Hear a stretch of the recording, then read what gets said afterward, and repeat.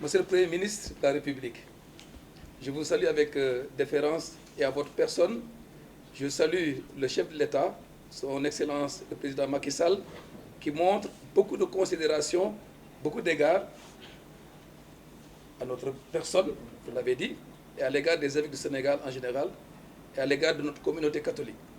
J'en veux pour preuve les audiences régulières qu'il accorde aux évêques et l'important programme de modernisation des sites religieux dont nos sanctuaires diocésains, lieux de pèlerinage et de dévotion font partie.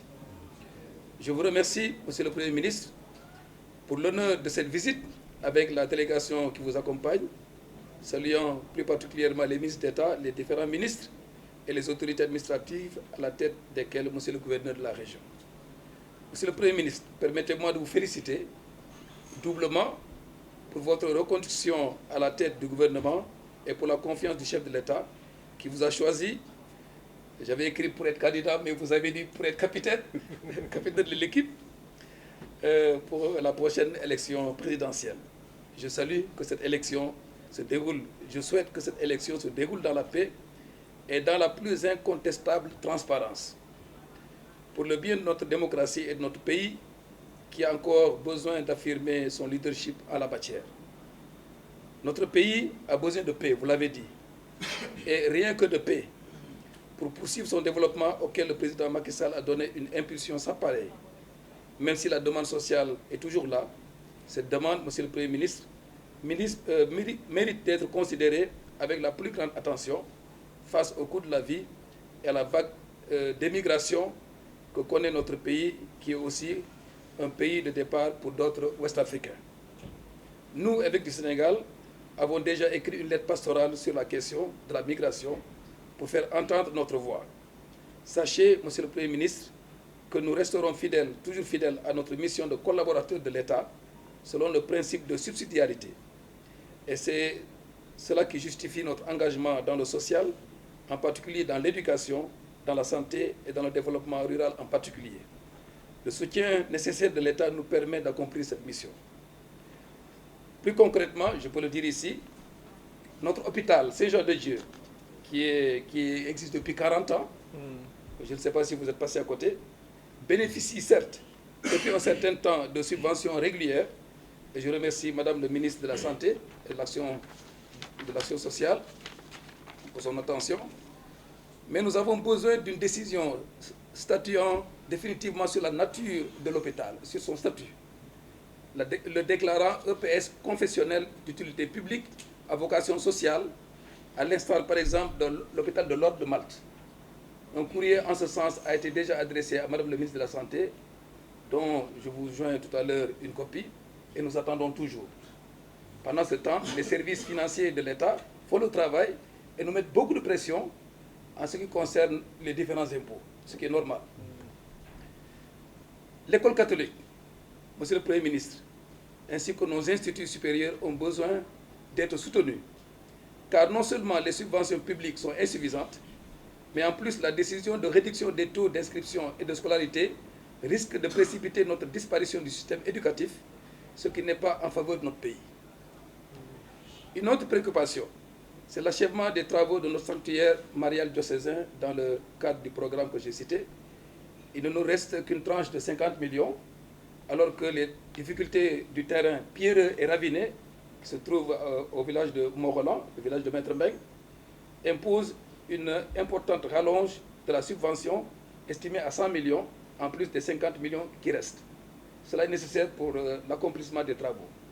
Cela nous permettra de célébrer le prochain pèlerinage au cours du mois de février, qui regroupe tout le diocèse de Thiès, qui s'étend jusqu'à la région de Diourbel. Le diocèse de Thiès, Monsieur le Premier ministre, a célébré son jubilé d'or en 2019. Nous sommes le 3e évêque. Nous avons réalisé une monographie que je vais vous offrir pour vous imprégner de la situation de l'Église de Thiès et de l'impact de notre communauté dans la vie de nos populations sans exclusive.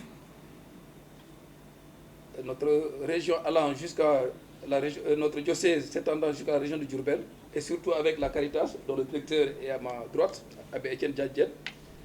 Un plan stratégique a été élaboré qui vous permettra de savoir où ce que nous avons programmé et un appui du gouvernement serait le bienvenu pour la réalisation de ce programme au bénéfice des populations. Monsieur le Premier ministre, je souhaite vraiment que notre église de Thiès ne soit pas laissée en reste dans les attributions de terrain dans la nouvelle ville de Thiès après le déclassement de la forêt classée de Thiès. Une demande avait été adressée, déposée aux autorités administratives compétentes et civiles, dont nous attendons toujours l'heureux aboutissement. Les besoins avaient été clairement exprimés en termes de lieux de culte, de dépendance et surtout d'infrastructures sociales, éducatives, sanitaires, au bénéfice des populations sans exclusive, comme l'Église le fait partout où elle s'implante. Enfin, Monsieur le Premier ministre, quelques événements dans la vie de notre Église pour lesquels vous pourriez nous manifester votre proximité. C'est la clôture avant tout des jubilés de notre épiscopat. Ça fait 10 ans que je suis là et le peuple a décidé d'en faire un événement de joie et aussi de relance. Ce sera le 20 janvier prochain. Il y a aussi la conférence des évêques du Sénégal et des pays voisins qui se tient à Saint-Louis. Saint-Louis parce que moi aussi je suis administrateur du diocèse de Saint-Louis. Du 13 au 20 novembre. Et puis, il y a aussi les JMJ nationales, qui regroupent les jeunes du Sénégal, les jeunes catholiques et même d'autres jeunes de la sous-région, prévus à Saint-Louis, du 26 au 29 janvier 2024. Voilà, Monsieur le Premier ministre, je vous remercie de m'avoir permis d'user de votre temps, parce que je sais que vous... Un contexte particulier, en tant qu'administration et en tant que politique. Les deux réunis font que quand même nous causons un peu de gêne, ou même beaucoup de gêne. Et je voudrais avant tout vous présenter nos excuses et vous transmettre les salutations de votre ami et frère, le président Macky Sall, qui nous a fait part de la qualité et de la profondeur de vos liens qui datent de très longtemps. Je suis venu à Thiès depuis hier, une visite d'abord reportée parce que je devais être là jeudi, mais les contraintes d'agenda au niveau de Dakar ne nous ont pas permis d'être là. Hier, on est arrivé un peu tard. Il était même question qu'on puisse venir vous voir dans la soirée. C'est là que ça se passe, donc nous rendons grâce à Dieu. C'est lui qui décide des horloges. Donc nous sommes là pour venir vous voir, d'abord pour solliciter vos prières et vous dire ce pourquoi on est là. Solliciter vos prières, le Sénégal est un pays de paix, c'est un pays de concorde. Et la première richesse que nous avons au Sénégal, c'est de travailler à rester un pays uni, un pays où nous sommes toujours solidaires, un pays où les différences qui peuvent exister entre nous doivent constituer une richesse pour le pays. Et je pense que ça, nous l'avons vécu et nous devons tout faire pour préserver cet acquis qui est fondamental, qui est vital. Il n'y a pas de richesse qui vaille en dehors de la paix. Nous étions venus faire une tournée économique d'abord, il y a ce volet. Je pense que le président de la paix a pris beaucoup. Nous devons s'écouter, nous devons se comprendre, nous devons chercher à nous convaincre les uns par rapport aux autres pour pouvoir faire évoluer les choses dans la bonne direction. C'est aussi là où je voudrais vous en informer officiellement et directement, solliciter vos prières et vous dire que notre objectif, c'est de travailler pour un Sénégal de paix, une paix totale. Notre objectif, c'est de travailler pour un Sénégal qui va vers une prospérité partagée. Pour aller vers la prospérité partagée, il faut aller vers l'émergence. L'émergence, c'est sur des infrastructures, mais pas uniquement des infrastructures. Il faut aussi investir sur le capital humain.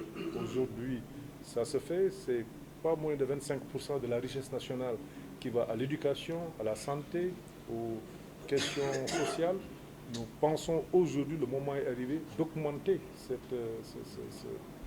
cet effort vers le capital humain, vers l'éducation, vers la santé, vers l'emploi des jeunes, mais aussi faire des efforts sur la gouvernance, la paix, la sécurité, c'est l'axe 3. La paix et la sécurité aujourd'hui constituent des préoccupations fondamentales. Nous avons vu ce qui se passe autour de nous. Nous avons nous-mêmes vécu des crises. Je pense qu'il faut avoir d'autres espaces de dialogue, d'autres espaces de discussion. Et je pense très humblement, de ce point de vue, que les autorités religieuses doivent continuer d'aider. Elles le font. Elles l'ont toujours fait. Mais je pense que c'est un rôle qu'on doit admettre de manière publique. et renforcer les capacités et les moyens des autorités religieuses pour leur permettre de s'acquitter des obligations que les livres saints, que le bon Dieu, à travers ces livres saints, enfin, vous donne cette responsabilité. Voilà, Monseigneur, l'objet de la visite, c'est de solliciter vos prières, de vous écouter. Je reviendrai vous voir. Je vous confie aussi nos camarades et responsables qui sont là, soit gouverneurs au niveau administratif, qu'ils soient ministres de la région ou d'autres ministres, mais qu'ils soient aussi responsables politiques, sont tous des Sénégalais qui ont besoin d'échanger avec vous et qui doivent venir vous voir. Et nous les incitons fortement à venir voir, à venir échanger avec vous. Ce n'est que bénéfice pour eux. Et les bénéfices pour eux, parce que vous êtes là pour le pays dans son entièreté. Pour le pays, quelles que soient nos croyances. Voilà un peu les propos que je voudrais en tout cas tenir, et vous prie de m'excuser à nouveau des conditions dans lesquelles nous sommes venus ici avec tout ce que cela comporte comme geste. Je vous remercie. Merci beaucoup. Merci beaucoup.